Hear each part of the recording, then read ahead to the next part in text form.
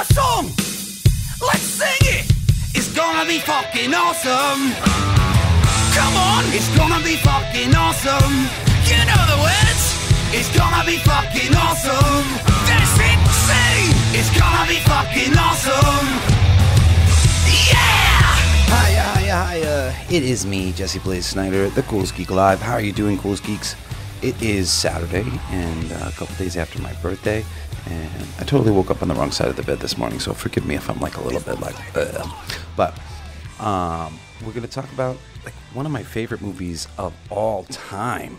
It's so good. There's so many things that are kind of like tied into it that aren't necessarily as good, but the focal point of Desperado, directed by Robert Rodriguez, starring Antonio Banderas and Salma Hayek. It's so fucking awesome.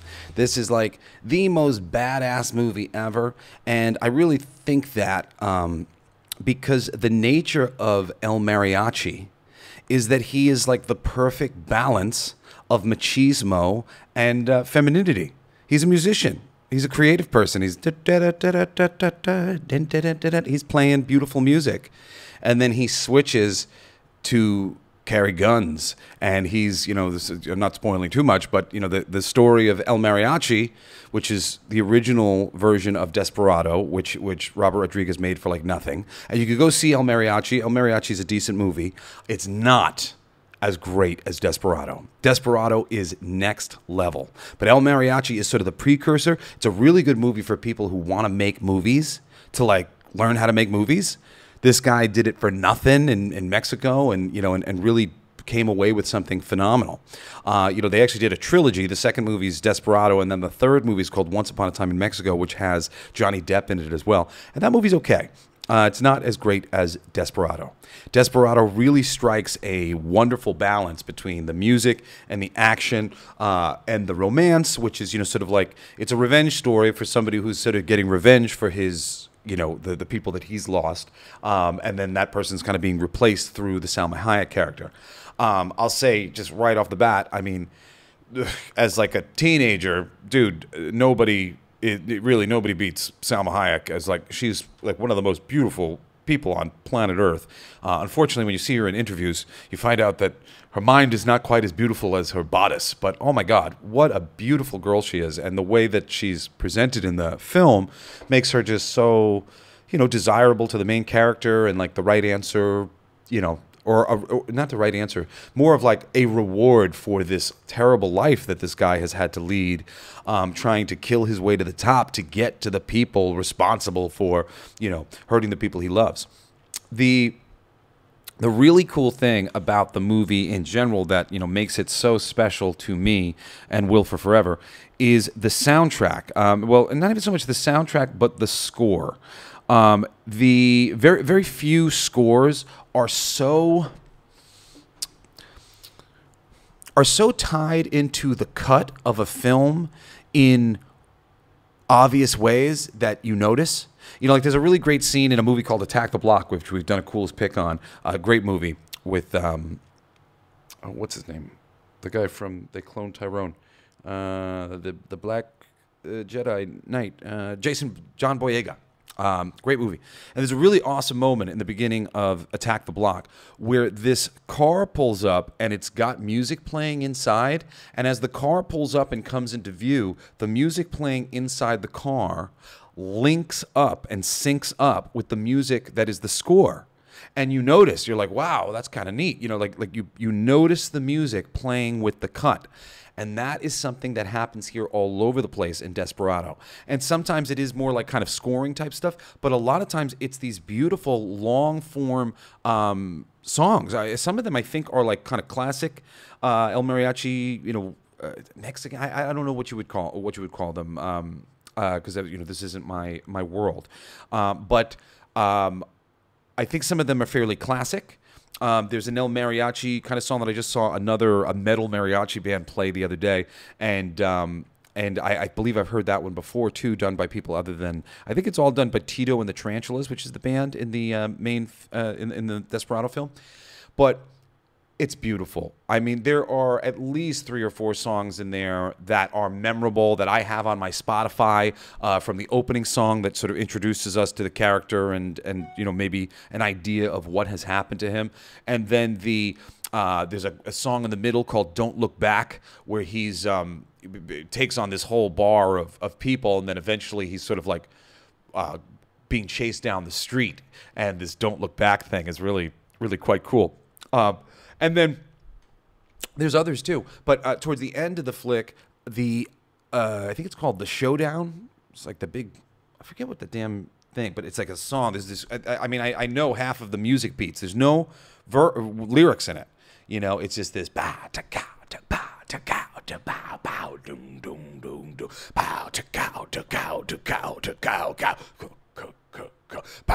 And each one of those things, as it shifts, as its vibe, it cuts.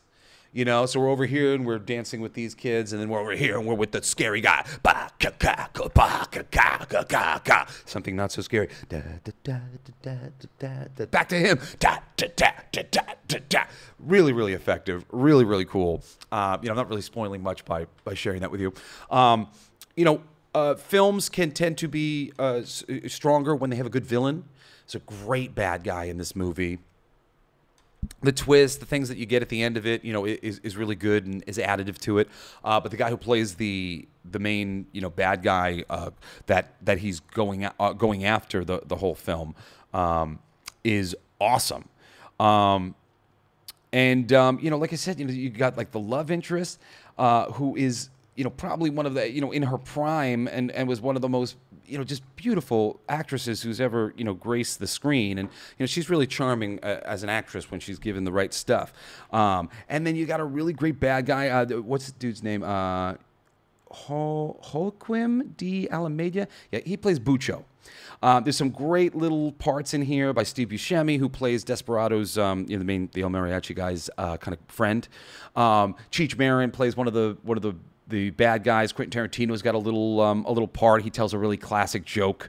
And Tito from Tito and the Tarantulas is in it as well as Danny Trejo. I mean, this is the role that really made Danny Trejo. I mean, he started showing up in lots of things, but this movie really like put him on the map in a big way. There's some great stories you can find out. When Trejo met Salma Hayek, he's like, "I have you tattooed on my chest." He's got this tattoo of this girl on his chest. He's like, "It's you." I don't know if it necessarily looks like Salma Hayek, but it's definitely a woman with dark hair on his chest. So, you know, there's a bunch of people in here who, you know, you might recognize, you might not, but you know, those are the bulk of the big stars. Steve Buscemi's role is awesome. You know, in particular, Quentin Tarantino's role, which is short, is really awesome. One of the best moments with Quentin Tarantino that you'll spend in a film. And Quentin and Robert Rodriguez, they're very good buddies.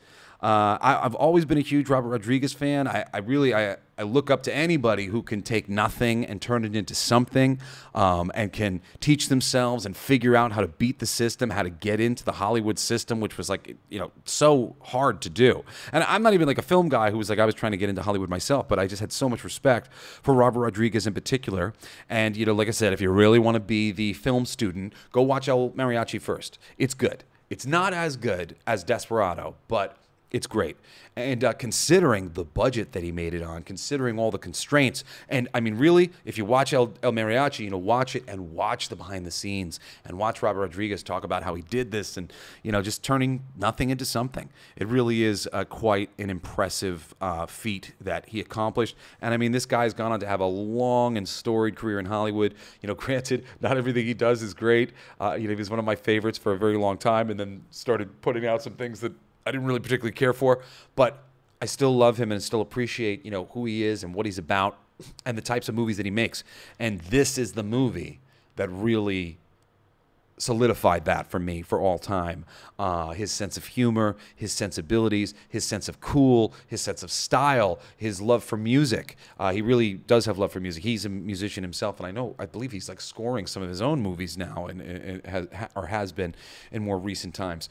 But this flick is just kind of, you know, a master class in filmmaking, in independent filmmaking, and doing something relatively, small. It's also a master class in, a great leading man, great leading ladies. The actors are awesome.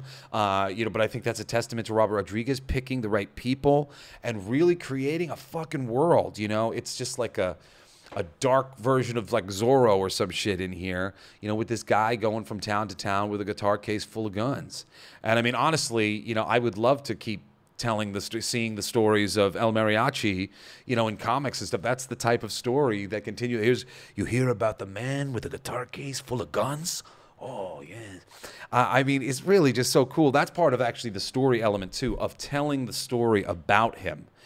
Steve Buscemi plays a part in that, going places to tell people who this guy is, what this guy's like, how scary he is, that you should be afraid of this mariachi, this guy with the guitar case full of guns. It's great.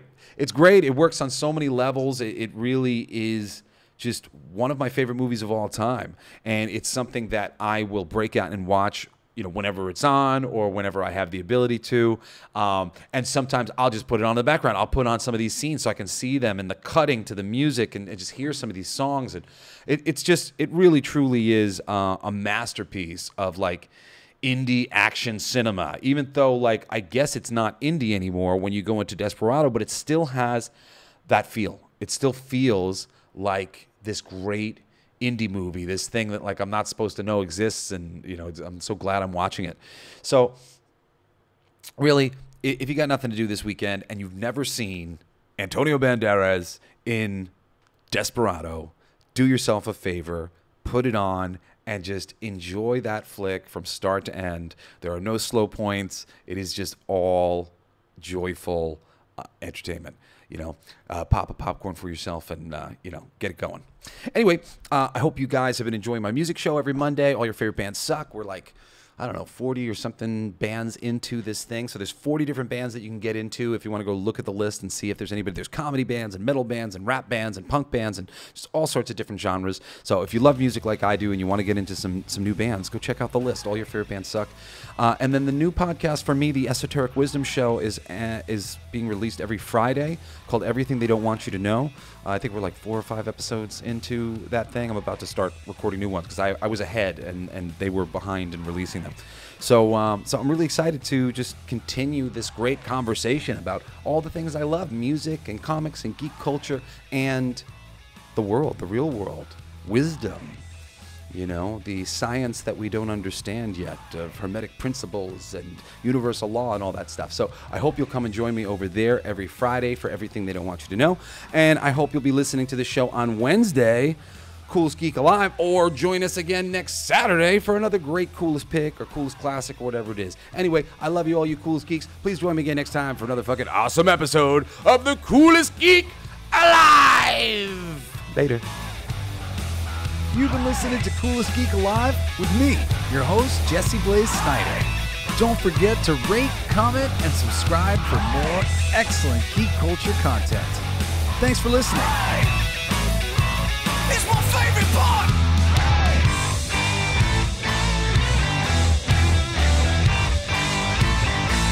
Isn't that heavy?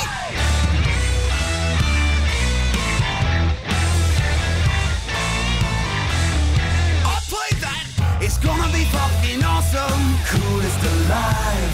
It's gonna be fucking awesome! Stay with your tribe! It's gonna be fucking awesome! Revenge of the Geeks! It's gonna be fucking awesome! Week after weeks! It's gonna be fucking awesome! Laughing with you! It's gonna be fucking awesome! And crying sometimes too! It's gonna be fucking awesome! Spelling it out! It's gonna be fucking awesome! Making you shout!